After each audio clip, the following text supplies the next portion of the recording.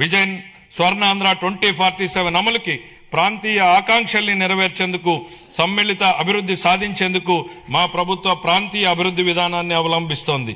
విశాఖపట్నం, అమరావతి, తిరుపతి రీజన్లను రాష్ట్రానికి కీలకమైన గ్రోత్ ఇంజన్లుగా గుర్తించింది.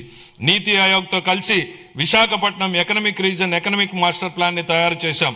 శ్రీకాకుళం, పార్వతీపురం, మన్యం, విజయనగరం, విశాఖపట్నం, అల్లూరి సీతారామరాజు, అనకాపల్లి, పోలవరం, కాకినాడ, తూర్పుగోదావరి, డాక్టర్ బిఆర్ అంబేద్కర్ కోనసీమ జిల్లాలు దీని పరిధిలోకి వస్తాయి. దీనిలో మొత్తం 7 గ్రోత్ డ్రైవర్లు ఉన్నాయి. మ్యానుఫ్యాక్చరింగ్, సర్వీసెస్, మౌలిక వసతులు, పట్టణీకరణ, వ్యవసాయ రంగాల్లో 41 హై ఇంపాక్ట్ ప్రాజెక్టులు ఏర్పాటైతాయి.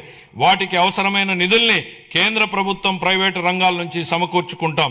మెట్రో రైలు ప్రాజెక్టులతో సహా ఈ విశాఖ ఎకనామిక్ రీజన్ కి సంబంధించి సుమారు 28,000 కోట్ల రూపాయలతో ప్రాజెక్టులు ప్రతిపాదనలు సమర్పిస్తున్నాం.